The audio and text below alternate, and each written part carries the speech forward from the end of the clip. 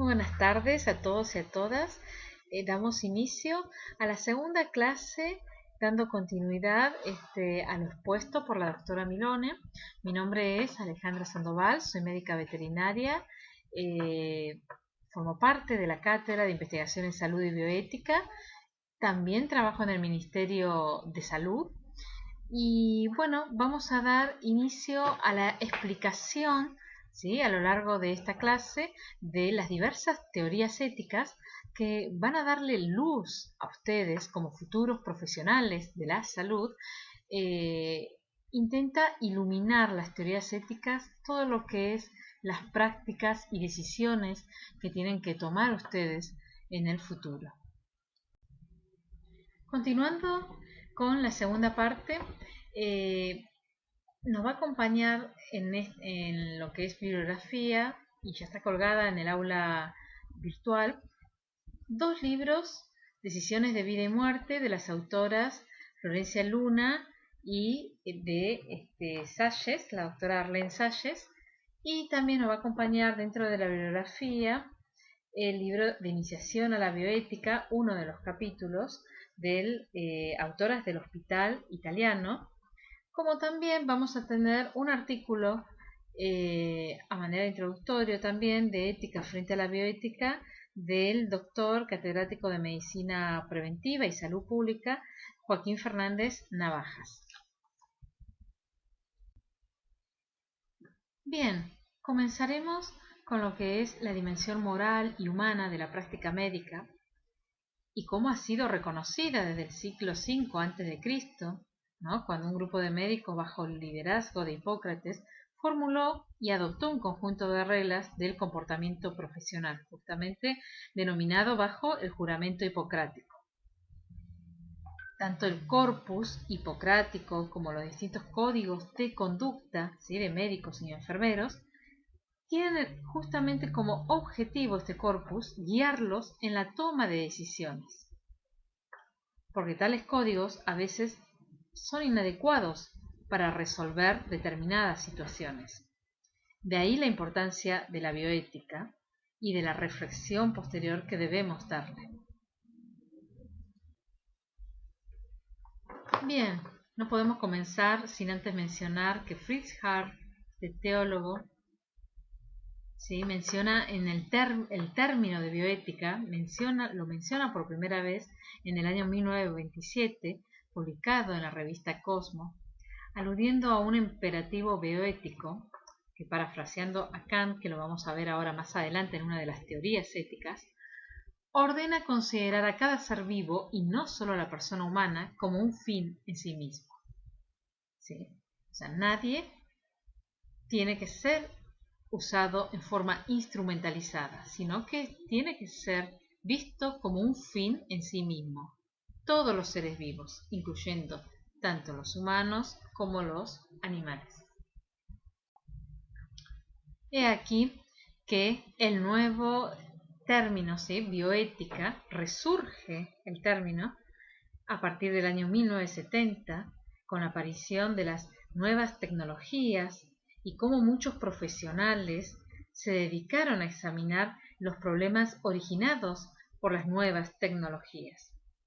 Uno de ellos, el primero en hablar sobre el término también en esta época del 1970, es Van Rensselaer-Potter, a través de su libro Bioética, un puente hacia el futuro, y en el cual varios teólogos y médicos comenzaron a interiorizarse en el término de bioética.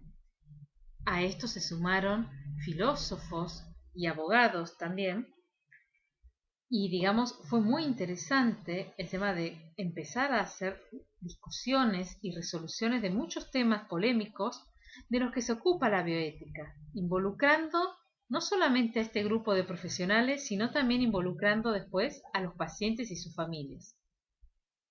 La bioética considera las posiciones de distintos grupos de personas.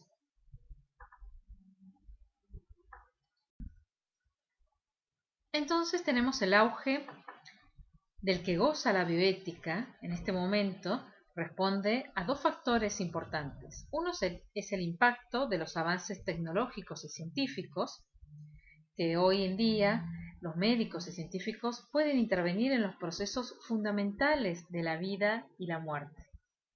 Es precisamente en estas situaciones el desarrollo de las técnicas que cada vez son más grandes, plantea serios problemas éticos de difícil resolución. Por otro lado, el otro factor también son las nuevas actitudes sociales y culturales.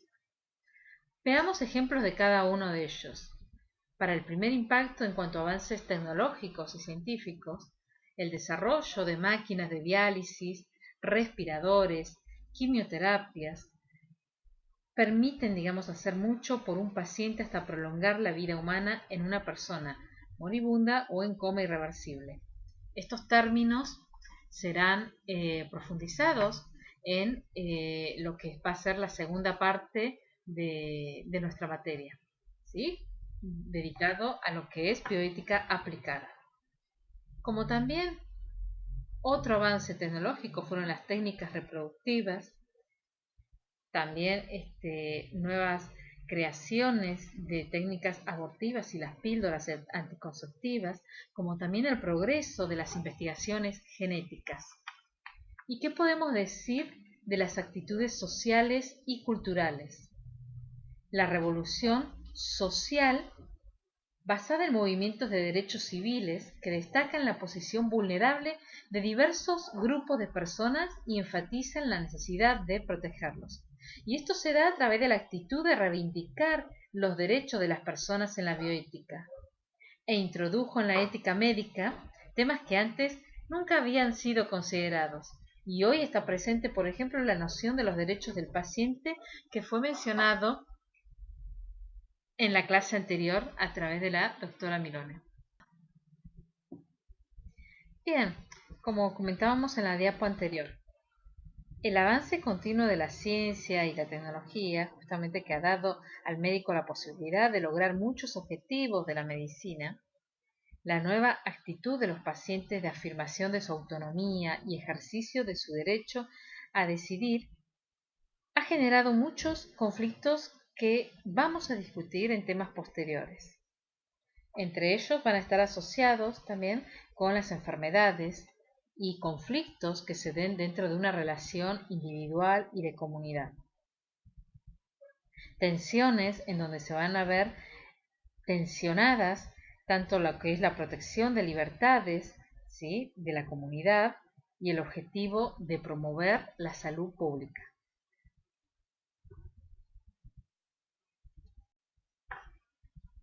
Frente a la gravedad de estos problemas y la falta del consenso que caracteriza toda discusión, la reflexión filosófica tiene dos objetivos: la clarificación teórica y, desde el punto de vista práctico, impulsar el desarrollo de los criterios para resolverlos. Esta clasificación teórica va a estar dada por las diversas teorías éticas que vamos a mencionar y cuáles serían entonces los criterios que debemos adoptar para resolver estos conflictos. Para ello vamos a hacer un parate en cuanto a lo que sea conceptos principalmente. Denominamos entonces como conceptos la moralidad al conjunto de normas y creencias sobre la conducta humana, ya sea individual o social. La expresión en cuanto a dilema ético nos va a situar, nos va a describir una situación en la cual dos valores morales entran en conflicto de manera tal que cada uno puede ser protegido solo a expensas del otro. Esto lo vamos a ver ahora más adelante como ejemplos.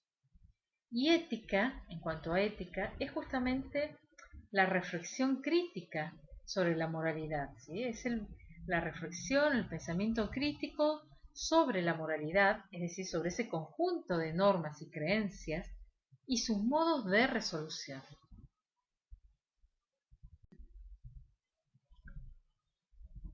Desde una de estas perspectivas, la ética se va a concentrar en el fenómeno de la moralidad.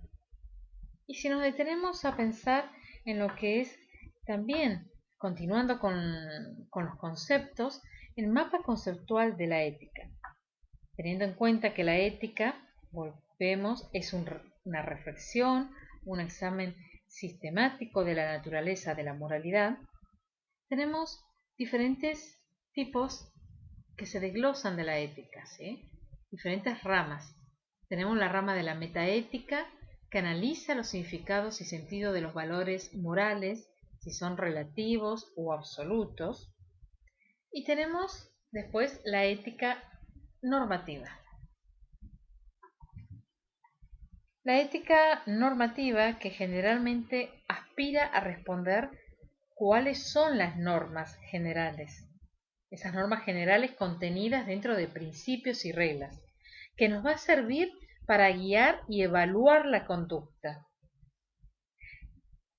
La ética normativa aplicada es lo que mencionamos en la clase anterior, ¿sí? Es la aplicación del razonamiento ético a campos que van a ser mucho más específicos, ¿sí? A una ética ambiental, una ética bioclínica, una ética de la investigación biomédica. La ética normativa tienen que tener en cuenta que indica siempre lo que se debe hacer, qué hechos son los que son correctos o incorrectos, ¿sí? O sea, la ética normativa nos dice qué se debe hacer. La metaética está introducida dentro de lo que es la ética no normativa. Y la metaética entonces reflexiona la naturaleza de los juicios morales.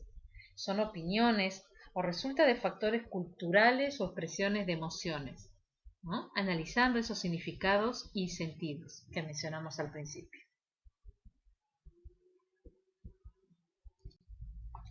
A manera de mapa conceptual, podemos decir que este es nuestro mapa de la ética. Una ética no normativa y una ética normativa. La normativa está incluida, como dijimos, la metaética, agregaría la ética descriptiva, ¿sí? Tomado este mapa de la doctora filósofa Diana Cohen Agrest.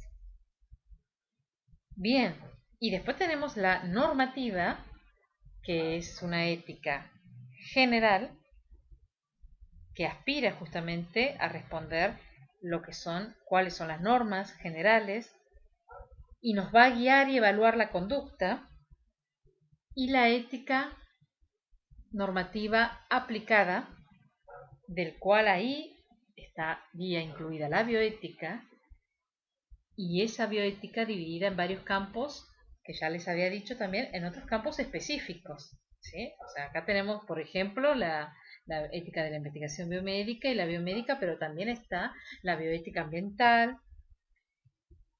Bien.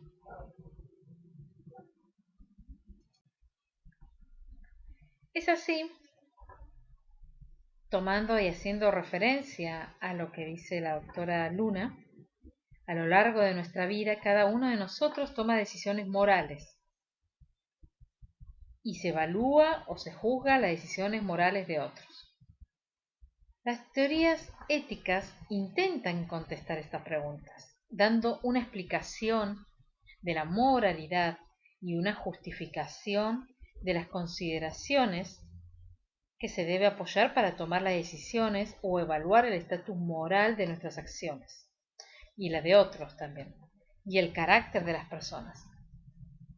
En esto confluyen las teorías éticas, y estas van a ser las que pueden iluminarnos y guiarnos en nuestras decisiones.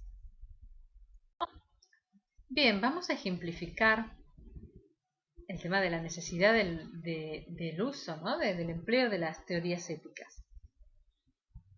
Ana, el ejemplo de Ana, que sufre de insomnio persistente y nerviosismo constante, decide consultar a su doctora y durante la visita la médica le hace una serie de preguntas, la examina y concluye que no es necesario recetar medicación, ya que el problema de Ana es psicosomático, ¿sí? O sea que lo asocia a dificultades domésticas temporarias. Puesto que no logra convencer a Ana, y con el objetivo de tranquilizarla, la médica analiza la posibilidad de hacerle creer que las píldoras que le recetará tendrán un efecto beneficioso sobre Ana, aunque en realidad se trata solamente de un placebo, es decir, de una píldora de azúcar que carece de efectos. Por lo tanto, la médica debe decidir si le mentirá a Ana o no. ¿Qué opinan ustedes? ¿Qué tipo de valores o normas se pueden usar para justificar, ¿sí?, la decisión? ¿Mentir o decir la verdad? Y esa justificación, esa argumentación que vamos a emplear, deben estar basadas también justamente en las teorías éticas. Por eso la importancia de las teorías éticas y cuál es a través de las cuales tenemos que argumentar y fundamentar nuestras decisiones en las prácticas médicas. Y aquí tenemos 4 justamente alternativas, ¿sí?, del uso de teorías éticas. Un posible enfoque consistiría en afirmar que todo ser humano debe seguir ciertos principios o reglas independientemente de las consecuencias. Tenemos la obligación de decir la verdad, aun cuando en ciertas ocasiones mentir pueda producir buenas consecuencias, como era lo que pensaba la médica de Ana.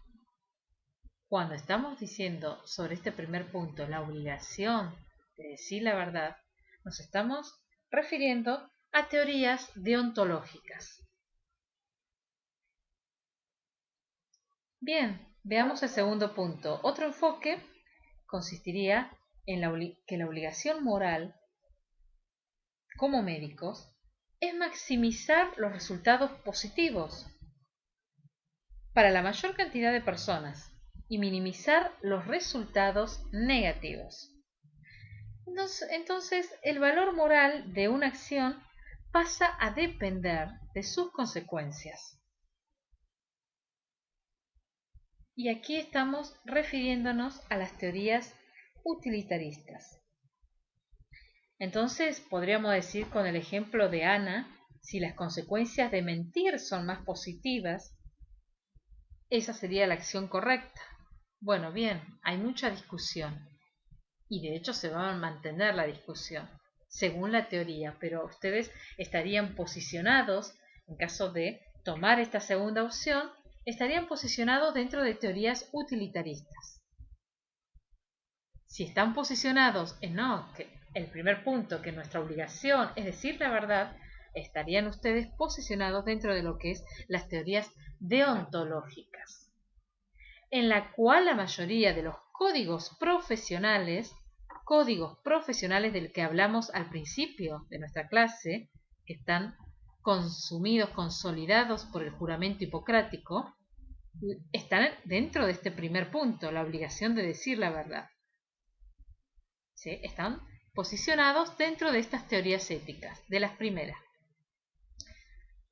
Ahora veamos lo que es el tercer enfoque, que consiste en apelar a las leyes naturales como guía del comportamiento humano.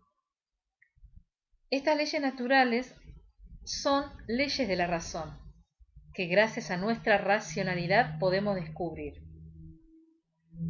Según esta perspectiva, el engaño no es aceptable, aunque admite una excepción cuando se lo practica para promover un bien natural como la salud, por ejemplo. Aquí estamos hablando de la teoría de la ley natural, que vamos a verla ahora en las diapos posteriores, de qué se trata, ¿no? Y cuál es su filosofía base. la teoría de la ley natural. El cuarto enfoque, centrarse en el carácter que uno posee o las virtudes que desea cultivar. Son definidas justamente por las prácticas que vaya a realizar el profesional. De modo que la pregunta es, ¿qué papel juega la honestidad en el carácter del médico? En su rasgo de carácter, ¿no? A esto estamos refiriéndonos a una ética de la virtud, ¿sí? Que en definitiva son rasgos de carácter de una persona, de un profesional médico, de un futuro profesional médico que ya posee o las virtudes que desea cultivar, dependiendo también de la cultura o sociedad en la que se encuentre inserto. Muy bien, este es el principio del abordaje hacia las teorías éticas. Bien, iniciamos con la descripción de las teorías deontológicas.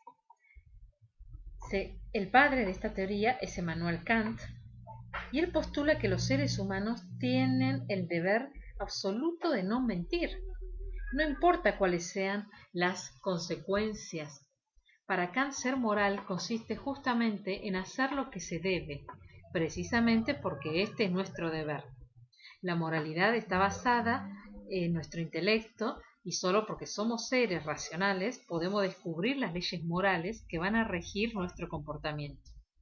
Para Kant, lo que determina si un acto es correcto no son justamente las consecuencias, sino las características del acto.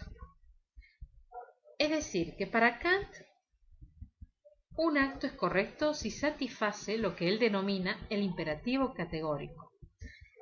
Este imperativo categórico va a estar formulado en base a la obra, en base a una formulación, obra según una máxima que puedas querer al mismo tiempo que se torne ley universal. Para nuestro ejemplo, la máxima de mentir tendría que hacerse ley universal.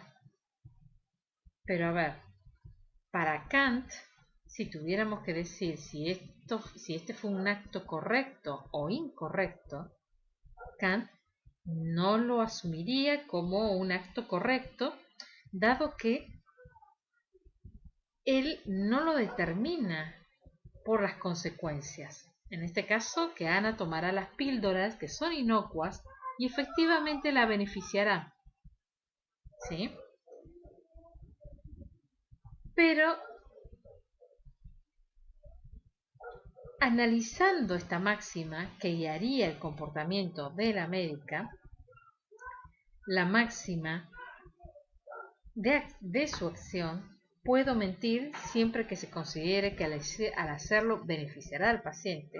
Si lo generalizamos como lo postula Kant, que debe ser ley universal, todo médico puede mentir entonces y si considera que beneficia a su paciente.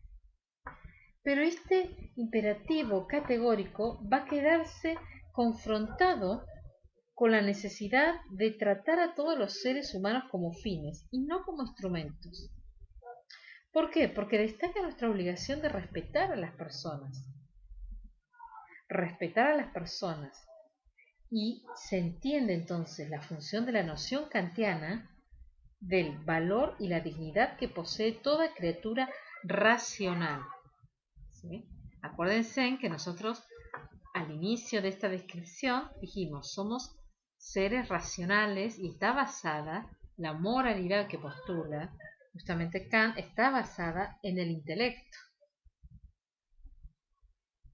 Entonces, lo que determina si un acto es correcto no son las consecuencias, sino las características de ese acto. Y en este caso, para el ejemplo que dimos sobre Ana, estaría confrontando, ¿sí? Confronta justamente con la necesidad de tratar a todos los seres humanos como fines y no como meramente instrumentos. No se puede universalizar el tema de mentir para beneficiar, ¿no? Siempre y cuando la consecuencia sea buena, pero para Kant, para esta teoría, el mentir no está aceptado, no es correcto. Eso a modo de ejemplificar lo que constituye el imperativo categórico y el fundamento base de esta teoría ética. Entonces, retomando el ejemplo de Ana, la máxima acción de la médica sería mentir, siempre que al hacerlo considera que hace un bien al paciente. Pero esta máxima se va a anular. ¿Y por qué se va a anular? Porque el motivo por el cual el paciente justamente confía en el médico es porque supone que éste le dice la verdad. Si todos los médicos comienzan a mentir, no importa cuán válido sea el motivo, los pacientes dejarán de creerle. Por lo tanto, no se puede universalizar el mentir. Si mentir se convirtiera en una ley universal, quien quisiera mentir lo haría, pero por otro lado le sería imposible hacerlo. Por ello, Kant afirma que decir la verdad es una obligación perfecta. Hablamos de obligación imperfecta cuando su transgresión no indica ninguna contradicción. Un ejemplo de esta obligación imperfecta sería el ayudar a otros. Como seres racionales estamos obligados a hacerlo, pero a quién ayudamos y cómo lo ayudamos depende de cada uno. Es una obligación que debemos cumplir cuando se presenta la oportunidad. Por lo tanto, la idea central justamente del imperativo categórico que formula Kant es la necesidad, y vuelvo a reiterar, de tratar a todos los seres humanos como fines y no como meramente instrumentos.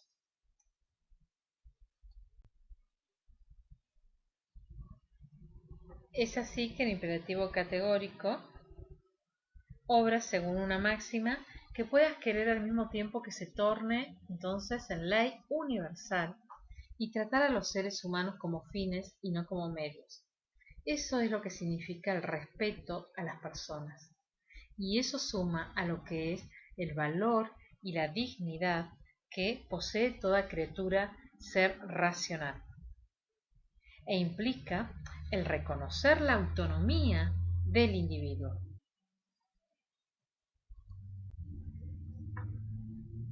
Siguiendo con el concepto de autonomía también, una persona es autónoma entonces cuando su comportamiento es producto de sus decisiones que sean conscientes, y dichas decisiones son a su vez producto de una evaluación cuidadosa de diferentes alternativas y razones. ¿Sí? Una persona que es informada. Para el ejemplo de Ana, si se le miente, se impide que Ana tome una decisión que sea genuinamente autónoma.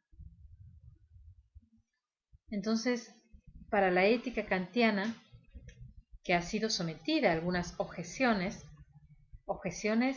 de cómo actuar cuando hay obligaciones morales en conflicto, y en segundo lugar, porque el papel esencial que Kant le da a lo que es la decisión autónoma de una persona no toma en cuenta aspectos sociales de todo ser humano.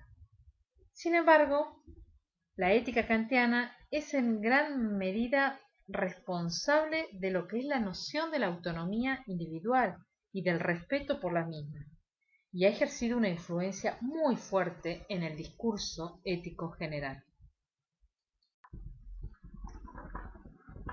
Bien, retomando en la bibliografía van a encontrar también aportes del filósofo inglés David Ross, que comparte la idea kantiana de que una acción es correcta cuando está motivada justamente por el deber y que hay obligaciones justamente para respetar.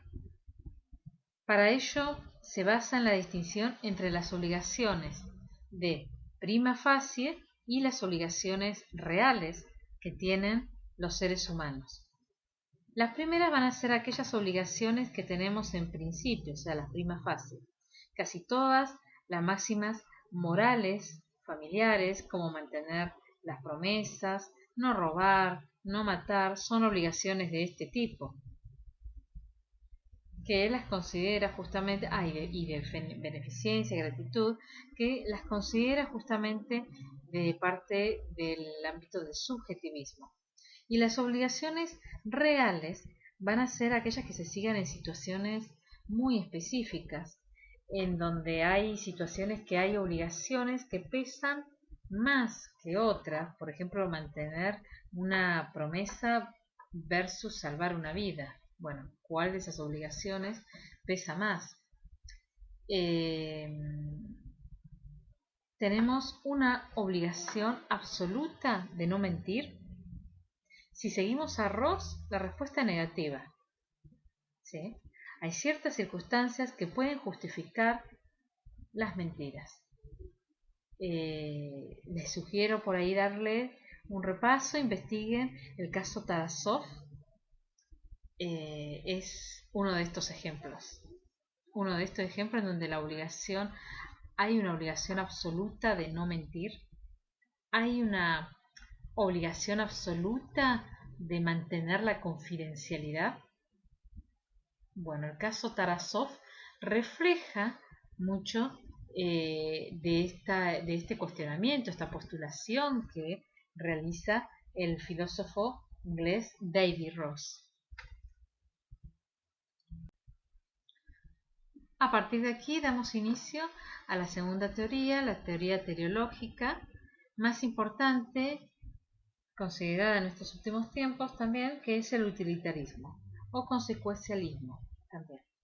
Es una formulación muy simple la que sostienen Jeremy Bentham, los ingleses filósofos Jeremy Bentham y John Stuart Smith.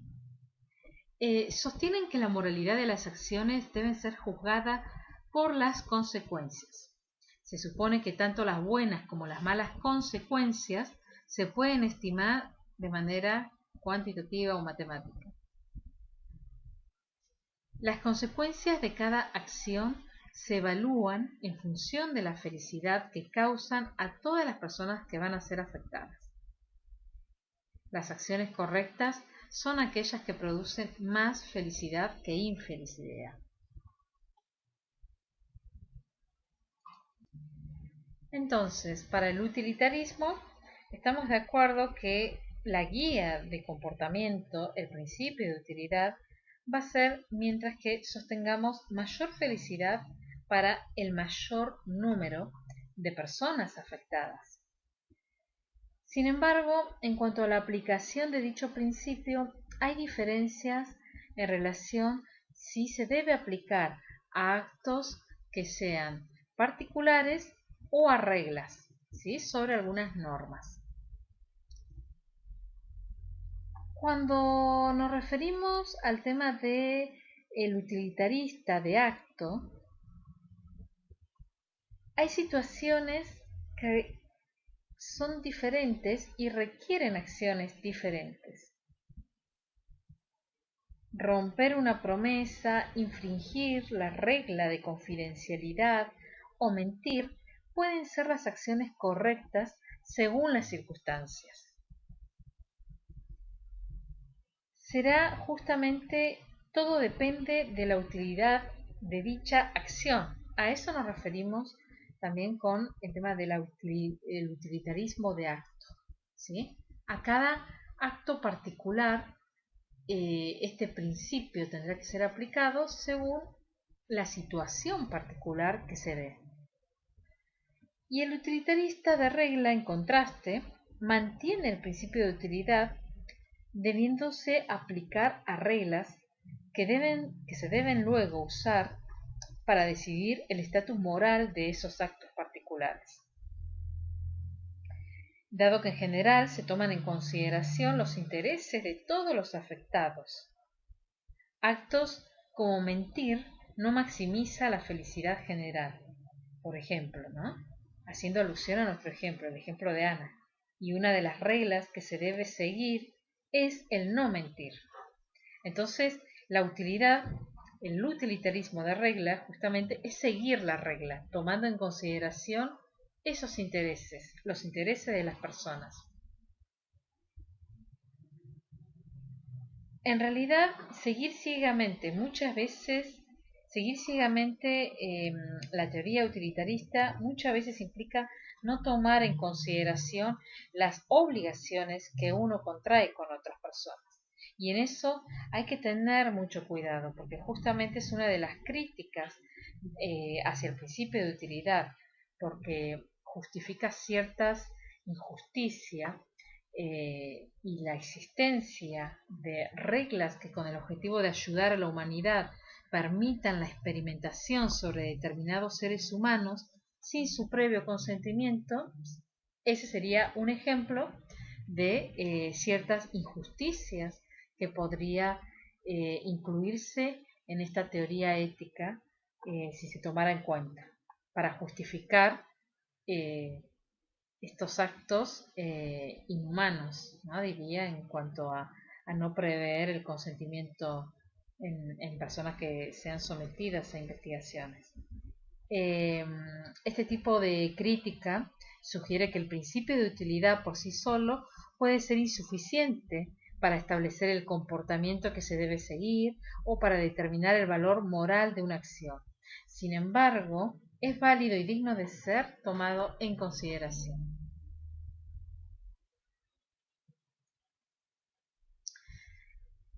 Especialmente tomarlo en consideración cuando tenemos ciertas situaciones particulares en donde tenemos que confrontar ciertos valores, ciertas situaciones en donde se tienen que ponderar situaciones de autonomía, quizás que es mucho más una consideración de aspecto individual, la autonomía, y cuando uno tiene que confrontar tal vez otro tipo de decisiones en donde se tiene en cuenta aspectos sociales más que individuales. Eso también son aspectos a tener en cuenta cuando hay que no utilizar una teoría ética del todo, ¿sí? Sino a veces inclusive hay decisiones y acciones que deben complementarse usando la teoría ética correcta, pero para ser argumentada. Siempre estamos hablando de estar exponiendo estas teorías éticas, pero para que puedan argumentar las acciones, ¿sí? Decisiones que ustedes tomaron en cada práctica.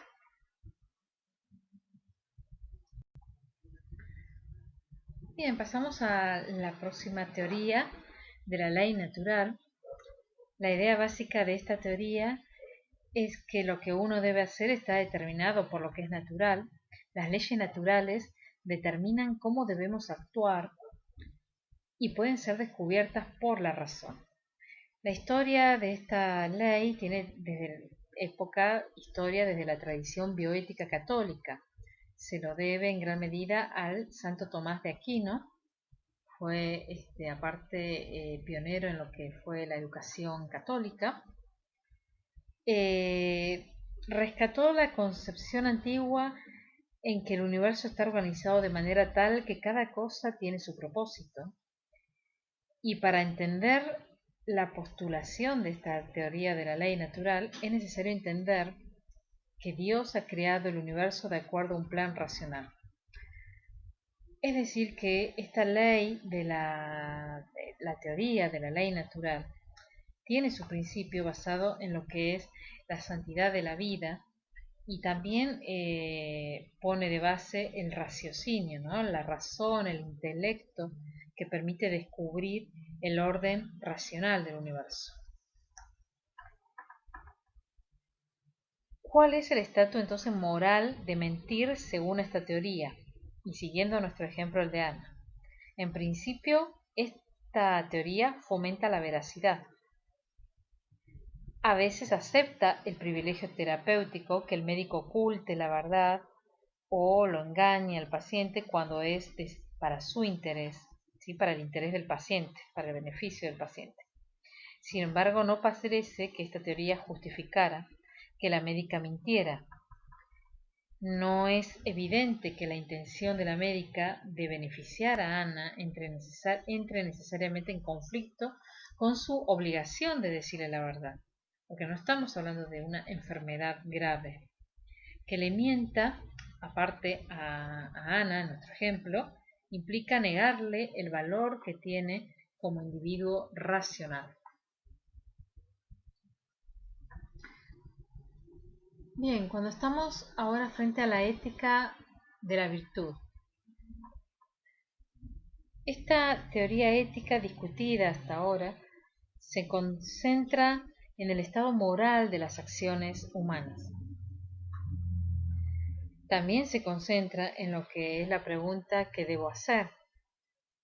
Sin embargo, muchos muchos filósofos defienden un enfoque alternativo y para la teoría de la virtud, que es qué tipo de persona debo ser, la virtud de por sí entonces es un rasgo de carácter valioso que va a contribuir al bien de la persona y de los demás.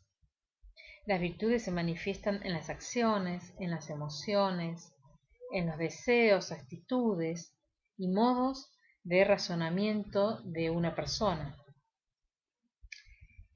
Los eticistas de la virtud señalan que en bioética este enfoque es fundamental para complementar las teorías principistas, ¿no? Que se van a concentrar en todo lo que es, sobre todo en los principios y las acciones humanas.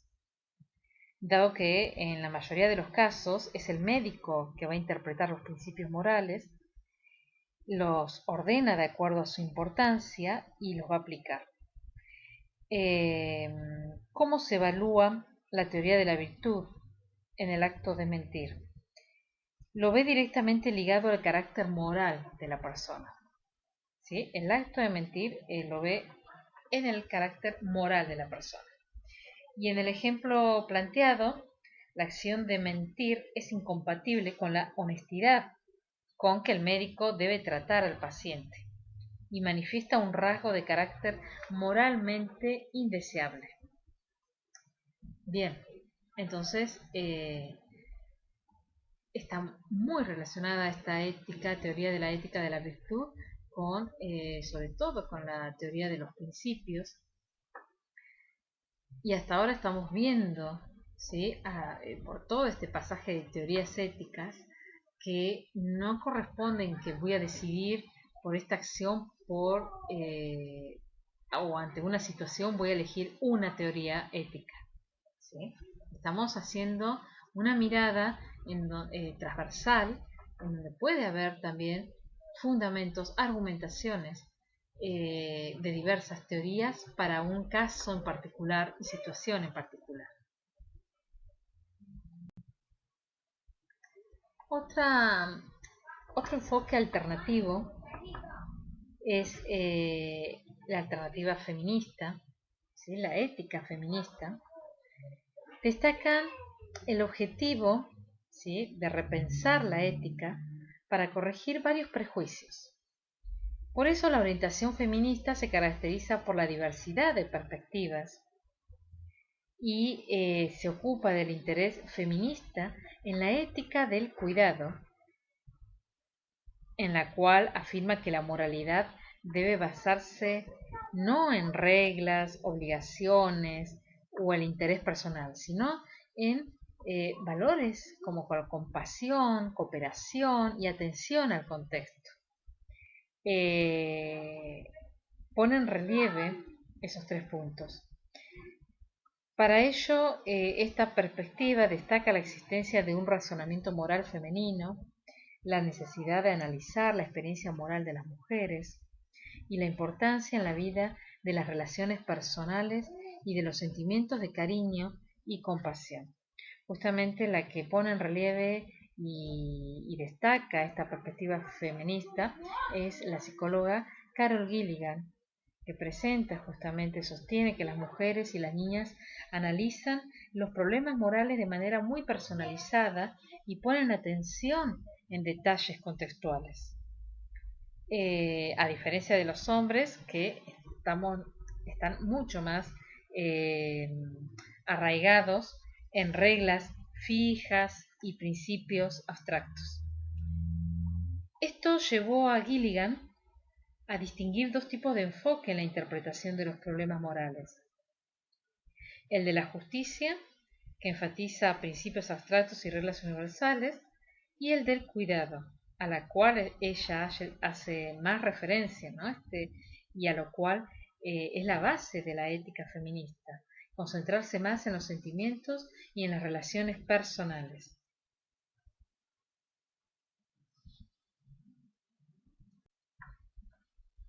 Bien, venimos hablando de varias teorías éticas, ¿sí? Que nos van a guiar en nuestros comportamientos, conducta, decisiones en nuestras prácticas médicas.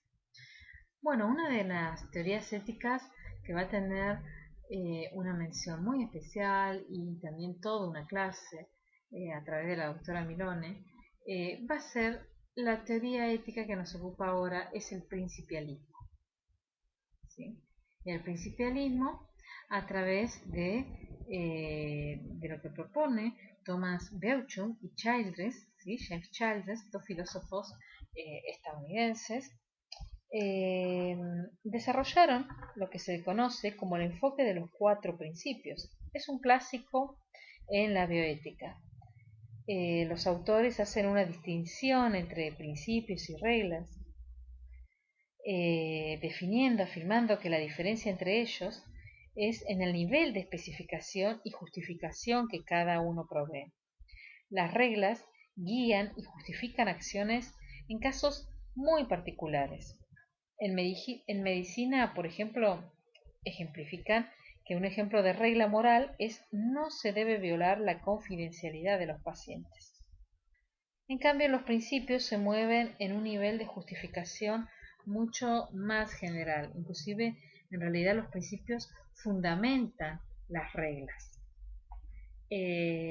Los principios que proponen Beauchamp y Childress para su uso en el ámbito de la medicina son el respeto por la autonomía, la beneficencia, no maleficencia y justicia.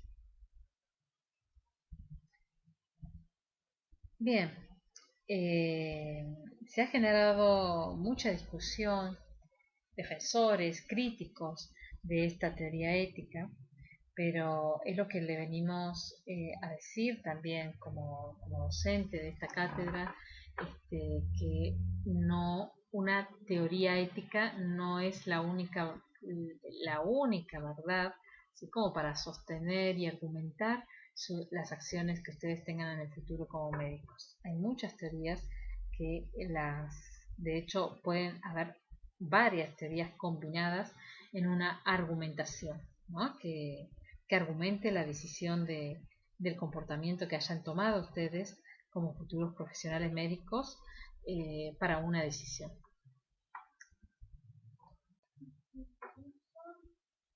Bien, otros conceptos que podemos tener en cuenta y también dentro de lo que es el principialismo, ¿no? Es como principio y doctrina el principio del doble efecto. Esto también está incluido dentro de la bibliografía de Luna. El principio de doble efecto, pero va a relacionarse con los principios de beneficencia y no maleficencia. ¿Sí? Se utiliza justamente para justificar acciones que tendrán buenos y malos efectos. Pero esta doctrina afirma que dichas acciones pueden ser ejecutadas solo si se intenta lograr el buen efecto. Y el mal efecto es simplemente una consecuencia indirecta de la acción. En realidad tiene que pesar muchísimo más el buen efecto, ¿sí? que el mal efecto. ¿Vale? Ese es el que pesa. Para ejemplificarlo, el efecto positivo que se impondría sobre el efecto negativo, ejemplifiquemos esto con el caso de una mujer embarazada a quien se le descubre cáncer de útero.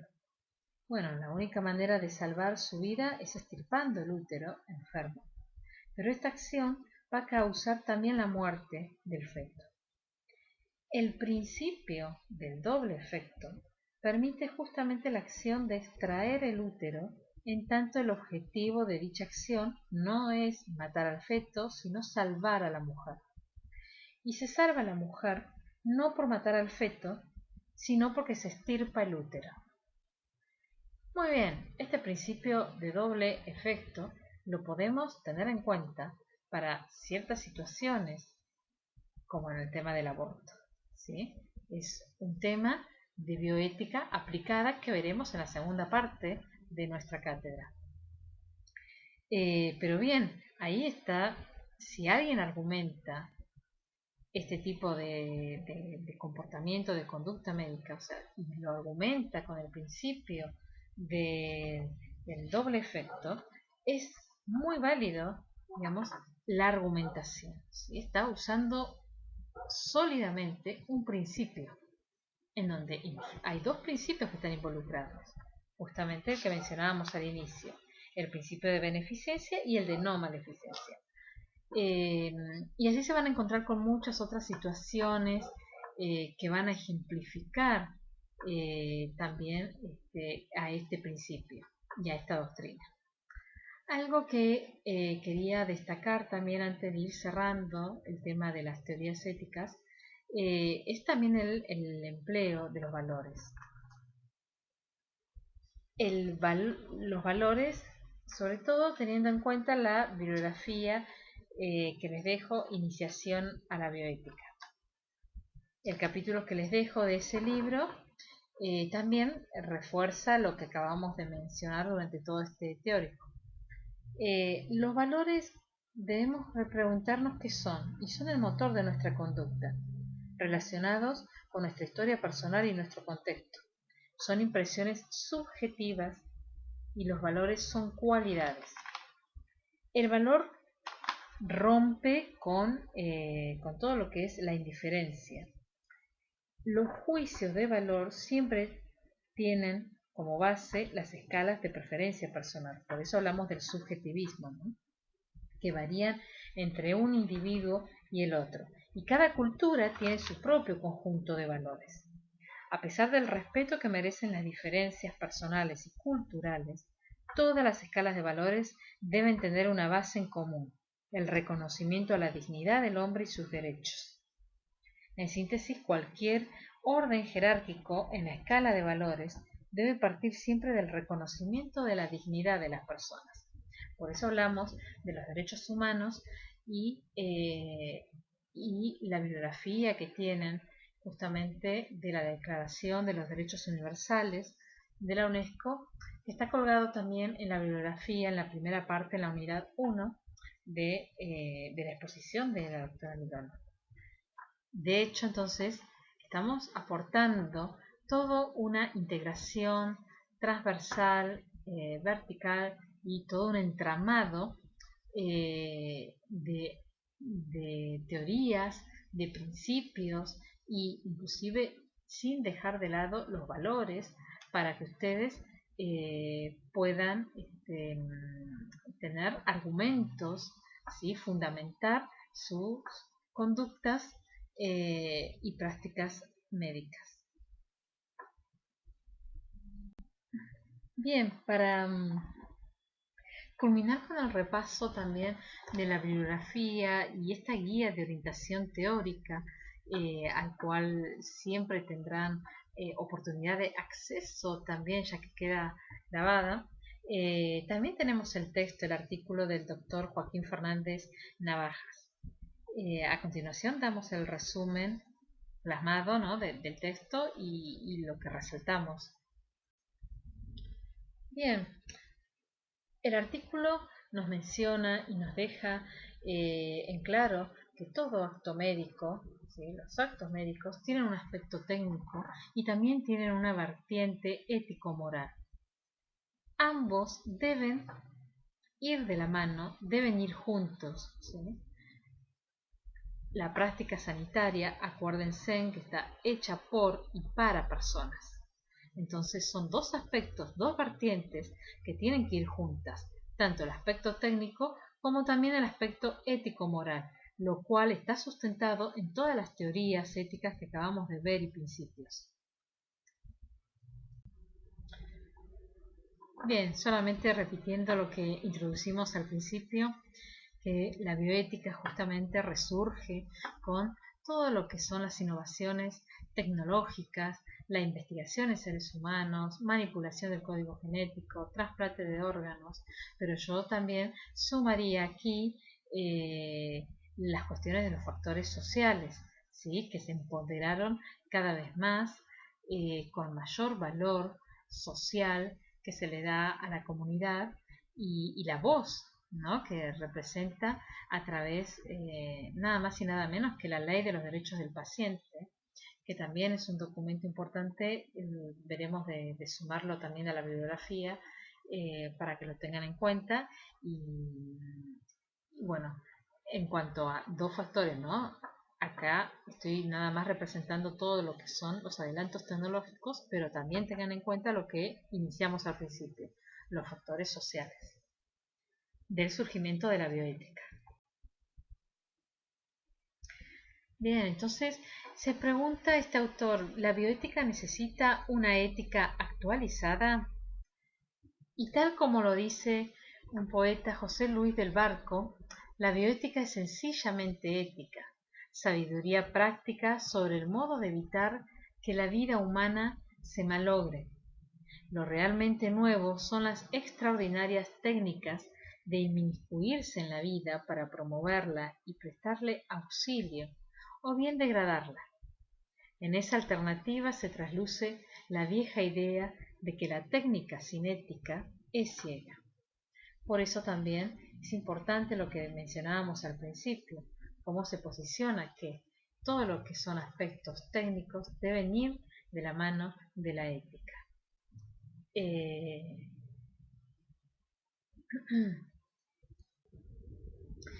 La ética del comportamiento médico, entonces resumimos que debe tener en cuenta el respeto a la vida humana y el principio de la autodeterminación de la persona, sin olvidar que la ética no puede ir a remolque de la ciencia. ¿Sí? El respeto a la vida humana, que esto vimos en qué teoría ética es la que mayor resalta, digamos, esto, y el principio de la autodeterminación de la persona, que sobre todo lo van a ver cuando la doctora Mirones les hable en mayor profundidad los principios, entre los que se incluye para este principio de la autodeterminación de la persona, la autonomía. ¿Sí? En realidad la autodeterminación, justamente el nivel de autonomía que puede tener una persona para tomar una decisión, ¿sí? Y que sea consciente de esa decisión. Y para que sea consciente de esa decisión, tiene que comprender también la información, ¿sí? Todo lo que se le dé. Y eso va a determinar justamente esta definición que es la autodeterminación de la persona. Bien, siguiendo al autor Fernández, él describe el relativismo, describe como la moralidad de los actos que está condicionado por el principio del todo depende. Es decir, que el relativismo es una posición que argumenta que no hay una manera objetiva de justificar juicios morales y que dos juicios opuestos pueden ser igualmente válidos. Según el relativismo, los principios morales son relativos a cada persona, lo que puede implicar el subjetivismo, o a cada cultura también, lo que relaciona con el relativismo cultural. El relativismo, aparte, es el opuesto de otra posición, que es la posición objetivista, y cuya posición argumenta, que contesta, digamos, que todo no puede haber dos verdades sobre un mismo tema, ¿sí? Es universalista y absolutista. Se contrapone con el relativismo, ¿sí? Que decíamos lo contrario. Justamente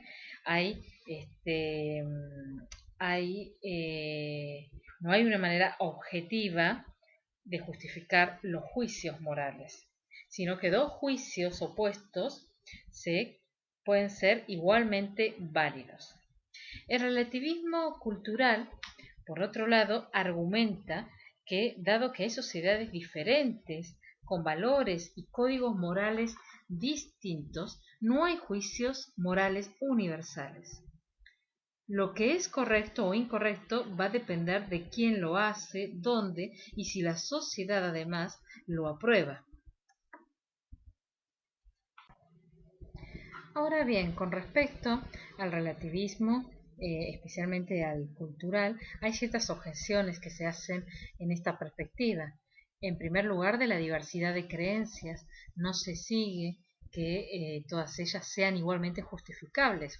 De hecho, el relativismo hace posible la justificación de prácticas que intuitivamente parecen ser incompatibles con la moralidad.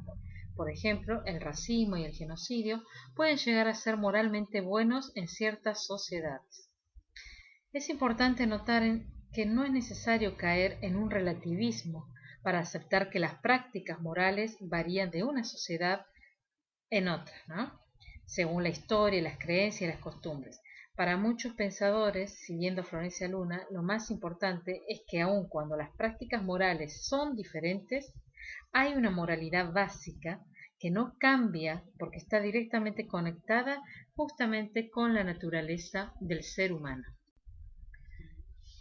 Y ante las situaciones que tengamos enfrente, la que nos depare justamente con nuestras prácticas médicas, también hay que tener en cuenta que muchas de estas teorías y también las decisiones que vamos a tener en cuenta y el tema de que primero tenemos que evaluar justamente los hechos que van a acontecer para que nosotros podamos tomar esas decisiones a través de la fundamentación y argumentación de las teorías éticas y valores que le damos como componentes a nuestras decisiones. Bueno, el subjetivismo es una corriente que toma este autor también, que es muy importante tenerla en cuenta y defiende que los individuos deben discernir por sí mismos lo que está bien o lo que está mal, ¿sí? Y solamente eso nos dará coherencia para justamente tener criterios para juzgar nuestro propio comportamiento. Criterios, ¿sí? Estándares que la sociedad ha impuesto. Y eso directamente es lo que quizás llega a tomar algunos miedos, llega a producir miedos a tomar ciertas posturas y a dificultar entonces la toma de decisiones éticas ante la falta de criterios y ante la ausencia de valores. Ahora, aceptar el subjetivismo significaría que nadie podría hacer nada malo, ¿sí? Eso iría en contra justamente del principio de libertad de conciencia. Limitaría nuestra autonomía, también como profesionales de la salud. El relativismo y el subjetivismo de los valores inducen a la inseguridad de los profesionales sanitarios.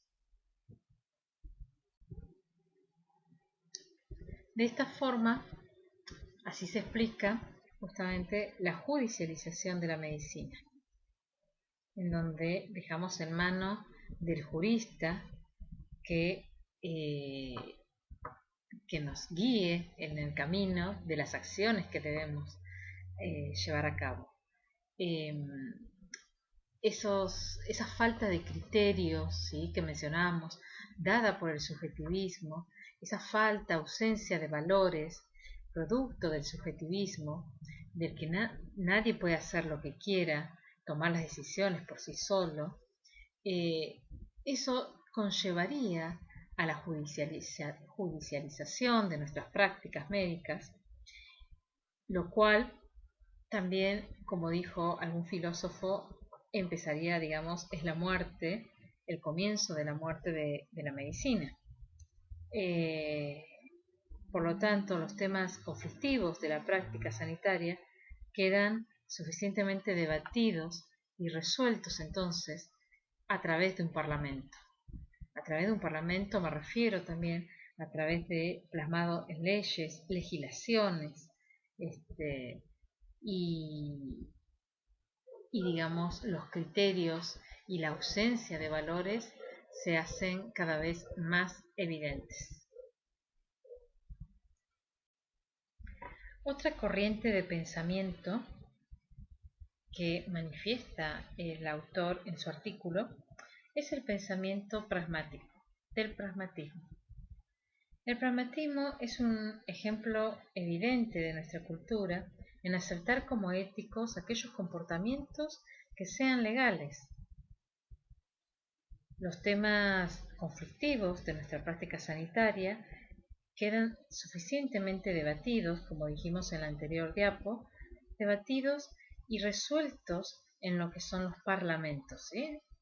A través de legislaciones, de propuestas votadas, que no siempre son las mejores desde una perspectiva ética. El carácter moral no es automático, sino que va a depender entonces de la conformidad de una ley moral a la que debe someterse cualquier comportamiento humano. Acomodarse entonces al pragmatismo, ¿sí? A la teoría del pragmatismo, es también basarnos en la teoría de la utilidad. De hecho, el pragmatismo se basa mucho en lo que es el principio de la utilidad, que lo vimos en la teoría utilitarista. No todo es una verdad absoluta y se da en un marco dialógico e interpretativo, ¿sí? De diálogo e interpretación. No ve las diferencias entre los hechos y valores y, en definitiva, es una teoría que extrae de la práctica los efectos. Por lo tanto, acomodarse al pragmatismo, legalidad, eticidad, es renunciar a la posibilidad también de ser coherente con nuestras ideas a través del ejercicio de un derecho al que tenemos, como todo funcionario de la sanidad, la objeción de conciencia, el cual es un derecho, es obligatorio para todas las leyes que violenten la moralidad tenerlo en cuenta.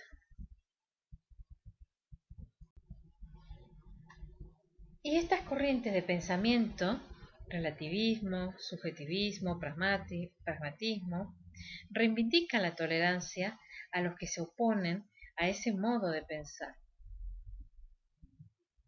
Pero al carecer de unos puntos de referencia objetivos, la tolerancia también queda al antojo de defensores e inducen a una confusión. La verdadera tolerancia no se fundamenta en el escepticismo, sino en principios firmes.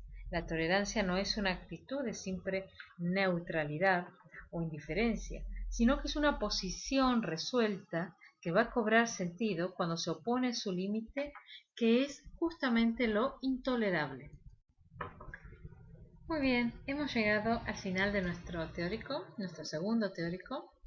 Espero que haya sido de su agrado, que a medida que ustedes vayan dando lectura a la bibliografía y reforzar los conceptos, van a poder también reflexionar en el trabajo práctico número 2 y participar del foro con consultas abiertas para que todos podamos saber las consultas de los compañeros, construir todo lo que sea dudas y sacarnos las dudas entre todos, ¿sí? Esa participación activa y también acompañar de otra actividad que se va a enunciar a continuación del trabajo práctico número 2.